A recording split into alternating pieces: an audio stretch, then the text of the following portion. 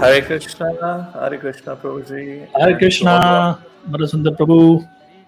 So, where do we begin today? From text 25, it seems. yes, All right. So, a warm welcome to our audience, wherever you are. Uh, we shall now begin with chapter 1, text 25. I will chant the verse. Bhishmadrona pramukhatah sarvesham cha mahikshitam uvacha partha pashyaitan samavetan kuruniti. Translation: Krishna is saying, in the presence of Bhishma, Drona, and all the other chieftains of the world, the Lord said, just behold, Parth, all the Kurus assembled here. So it's a very significant thing. It's a cryptic kind of thing where Krishna is saying, it's Kurus everywhere, in front of you and behind you. So I had heard that, just like a magician, I mean, not before adults, but before small kids. You may say, so look at my finger now. As I snap it, I'm going to make this rabbit disappear. And like the kids are like, oh yeah. Now, from an adult point of view, there is no magic. We can read magic books and we can understand. So, from Krishna's point of view, there is no magic, and there is, uh, from one angle. From Arjuna's point of view, however, Krishna has deliberately brought him before two personalities who are his weakest points as far as waging a battle is concerned. His all loving Pitamaha, grandfather Bhishma, and the sole object of his allegiance to the art of Dhanurvidya, his dear Guru, Acharya Drona. So, in one sense, we can say that Krishna is a masterful strategist. Like they say, if we change scenarios, what if you would have brought this chariot in front of Duryodhan or in front of the Shasan or any others? Hey, there would have been no Gita. It just straight boom, start fighting. So mere fighting, this is my first point, and then you can share something what you have. The Gita's main message is just not to fight. The Gita is not glorifying violence. I mean, people today, whatever political or educational or scholarly colors they have, liberals, left liberals, mild liberals, or conservatives, or whatever, the Gita doesn't glorify violence. Gita is all about duty, finding your bearing in this world. What am I supposed to do? How will you know what are you supposed to do unless you know who you are? So as we go and as we grow, we will first of all get an understanding of who we are. So this thing where uh, Krishna is saying, just see, gurus everywhere. So Krishna is the super soul, as will be later described in the Bhagavad Gita, and he could actually understand what was going on in the mind of Arjun. So when Krishna is called Rishikesh, that means he knows everything. For Arjuna, the word is used Parth. Krishna is saying, hey man, you are the son of my own father Vasudev's sister. And that's why I agreed to become your charioteer. That's our connection. So why should you be confused or why should you have any doubts? Over to you. You want to add something on this? I like the point Prabhupada mentions regarding this particular verse at the end of it. Prabhupada says, the mind of Arjuna was thus predicted by the Lord in a friendly joking. Yeah. Pretty interesting. Lord likes to joke with his devotees. And in that situation, Krishna has, in fact, with that, Krishna has created a situation for Arjuna to kind of become bewildered. So I was just thinking when I was reading this aspect, at times when we are faced with some bewilderment or crisis, it looks like that's the end of life. We don't know what to do. But like here, Arjuna has been put into confusion. We'll see here Prabhupada mentions that Krishna has put Arjuna into confusion, and Krishna has brought the chariot in front of Bhishma Drona, actually for something greater to get unfolded. So I like the point that we should have patience, we should have faith in the plan of the Lord, and don't become impatient about things. So therefore, we'll see ahead how Arjuna took a time out and he decided to surrender to Krishna and take his guidance. Otherwise, anyone else from today's generation would have been impatient enough to say that, okay, enough is enough, I'm walking away. So what I learned from here is this: Krishna joked with Arjuna, and Arjuna had that patience, Arjuna had that faith in Krishna, and that is what we learn as we go ahead in the pages of Bhagavad Gita. Why Arjuna was qualified to receive the message of Bhagavad Gita, because of his faith in Krishna. Just my few thoughts on it. Yeah, I am just having this small comment by Srila Baldev Vidyabhushan. So this Acharya says, Arjun, because you're the son of my father's sister, as I already said, that's why I'm going to serve as your chariot driver. Hey, but now you're about to abandon your desire to fight. What's the use of looking at the enemy's army? I mean, have you come as a tourist? Just want better pair of binoculars just to see who's on a chariot, who's on an elephant, who's doing what? It's war, man. It's battle. Fight. So here, this fight means do your duty. But unless I know who I am, I won't be knowing what my duty is. So duty comes secondary. Identity is first. Who am I in this grand scheme of things? Once that is clear, your occupational duty is just a concomitant factor. Then you can do whatever you want. Sometimes people feel that just a small point, that isn't spiritual life kind of straitjacketing you, kind of it forces you to just be fit in that small frame. I want to fly, I want to be a free bird, I want to explore the world's oceans and mountains and caves and do scuba diving and go to the Mount Everest. How much of an illusion is that? Because under the guise of being free, you are becoming more and more implicated in the illusory energies, entanglements. And vice versa, when you take upon the process of bhakti yoga, seemingly you do the same thing every day, but that is a precursor to full-blown independence, full enjoyment. So, would it be right to say, to the point that you brought it, it's all about duty, and before duty, we need to understand who am I? Identity, yeah. In same page of Bhagavad Gita, Krishna says, "Ma suchaha." If you surrender to me, you don't have to worry about it. And here, Krishna has apparently put Arjuna into a situation of crisis. So, if I have to make a connection between this situation at the end of the pages of Bhagavad Gita and Krishna says, "Surrender to me," you'll not have to worry. Krishna is kind of indicating or using Arjuna here as an instrument to enlighten us about who am I, our identity, as well as our duty. Like Prabhupada used to give an example, mother-in-law wants to teach, she instructs her daughter so that daughter-in-law understands. So something like that is probably happening here. Yeah, she has a connection with the daughter. The connection with the daughter-in-law is not that securely established.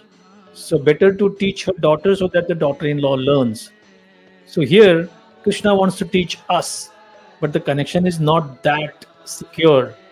We have big scholars are saying, was Krishna a historical person? Was Krishna actually existing? Or there were 3 Krishnas, there were 4 Krishnas. Such a royal confusion. Yeah, and here we have Prabhupada's Parampara purports, which help us understand. And if we just keep ourselves in the role of, Arjuna did this, basically, which means I should do this. Oh, Krishna is calling Arjuna a fool. He's not a fool. Basically, he's calling me a fool. This is how I should do. So you're correct. That's the real mood of any sincere student of the Gita. And So can we have I two more verses to cover. Yeah, my points are finished. You have anything else to add? just adding on to this, again opening the thought process here, just like we're about to see that after this instruction of Master Bhagavad Gita, the war happens. So would it be right to say, when it comes to doing anything, Lord Sri Krishna with one arrow hits multiple targets? He used this message of Bhagavad Gita to enlighten us, and he also allowed Arjuna to become the instrument to fight the war, so that those who offended his devotees, like Draupadi, are kind of also, for that offense, aparadh which was done against Draupadi and also the Pandavas, is also avenged. So, with the one thing, both the offenders are punished as well as us, we people who are, who came later on the post Mahabharat, we also got the wisdom to understand how to live our life. Would that be right to say that? Oh, yeah, absolutely. See, here, especially in Kali Yuga, where faith is a very rare commodity, we always feel that how many times you have young people asking, somebody is doing very bad things and he is flourishing like anything. So, I mean, why should knowingly I follow Arjun? Why should I knowingly be a devotee? Where is justice in this world? Now, people write songs about justice, activists stage agitations about justice. People say justice for all, justice for all. Justice is a intangible commodity, and we have all kinds of things: justice delayed, justice denied. So, what if the Mahabharata ended with there is no uh, justice done for those who insulted Draupadi, those who cheated Yudhishthir Maharaj. In fact, we have a strange situation today. People blame him for, oh, if you're not so expert in gambling, why did you gamble? So maybe Yeah. his fault was he should have taken a lesson from some expert gambler here. That's not the point. So you're absolutely right. Justice, not only, as they say, it should not just be given, it should be visibly given. It's very interesting. Those who say or those who glamorize Ravana, Hiranyakashipu, Duryodhan, I've never seen these people say that, oh, maybe it is Arjuna's fault, maybe it is Draupadi's fault that it happened to them.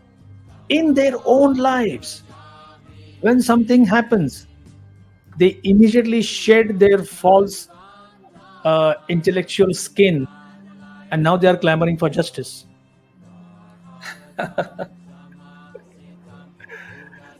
Maybe what is it? There's a saying: the birds of same feather flock together. Probably have the same mindset, and that's the reason they're encouraging that kind of mindset. Oh, yeah, correct. So sure, Prabhuji. So we So go we ahead for have the next time. verse. We go to the next one. So, dear friends, we are now at chapter 1, text 26. Tatra pashyat sitan partha pitrunartha pitamahan acharyan matulan bhratrun putran pautran sakhims tatha shashuran suridaschaiva senayor ubayorapi. So this verse kind of describes what Arjuna saw. Previously, he has requested Krishna, please take my chariot in the midst of both the armies. So that's what happens. So, translation there, Arjuna could see within the midst of the armies of both parties his fathers, grandfathers, teachers, maternal uncles, brothers, sons, grandsons, friends, and also his fathers in law and well wishers. So, basically, it's like a family album where you see it's a very usual pastime in I'm using pastime in a very blunt and in banal material way. People open their family album and they see everybody who has come for the wedding. So this is not a wedding, this is a battlefield. Arjuna is seeing all kinds of relatives, uh, like someone comparable with his father is Bhurishrava, grandfathers like Bhishma and Somadatta, teachers like Drona and Kripa, maternal uncles like Shalya, Shakuni, brothers like Duryodhan, his sons like Lakshman, friends like Ashwathama because they studied together, well wishers like Kritavarma, and he wanted to see. So that's what he's seeing now. Want to add anything here? So in essence, it's all Kurus all over the place. Yeah. He's missed off the family. That's it. That's the Prabhuji. You can go ahead to the next So, verse. so we continue. Text 27. तान् समीक्ष्य स कौन्तेयः सर्वान् बन्धूनवस्थितान् कृपया परयाविष्टो विषिदन्निदमब्रवीत्. When the son of Kunti Arjuna saw all the different grades of friends and relatives, he became overwhelmed with compassion and spoke thus. So basically, something reverse is happening. So, to conclude our session here, friends, Krishna has driven Arjuna's chariot. So now Arjuna is facing Bhishma, Drona.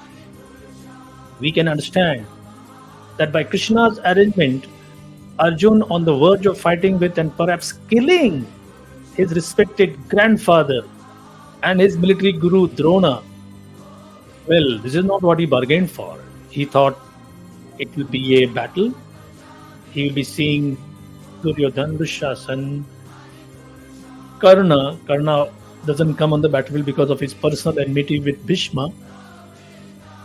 And the memories of 12 years, the insult before that, and right from childhood, the way in which the enmity was fed, nourished by Duryodhan, all that would come to a volcanic eruption.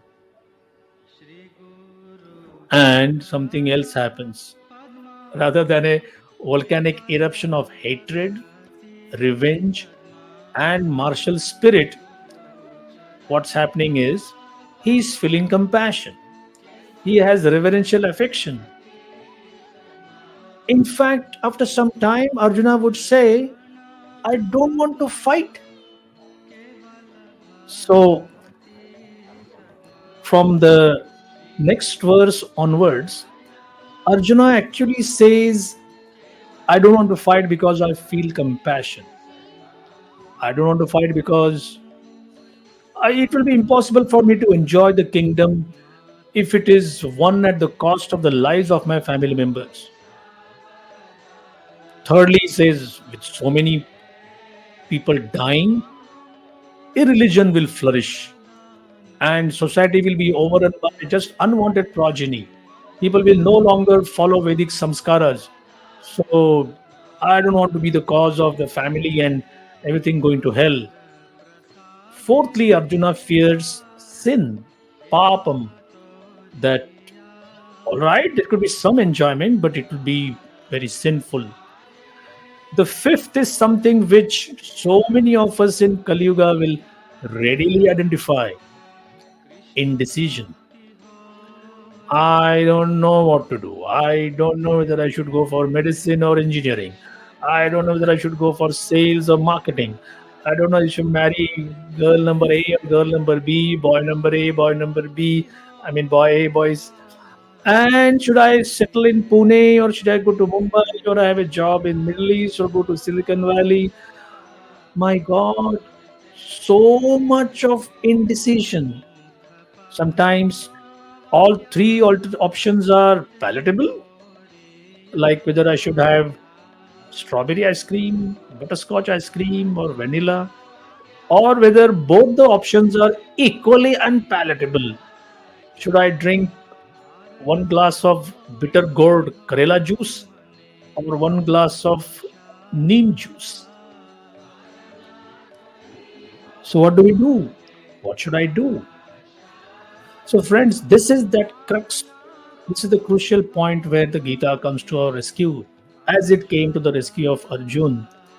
That here it is said, Arjun is soft hearted, compassionate, logical, he knows Shastra, he's cultured, he's intelligent, and he's dead wrong.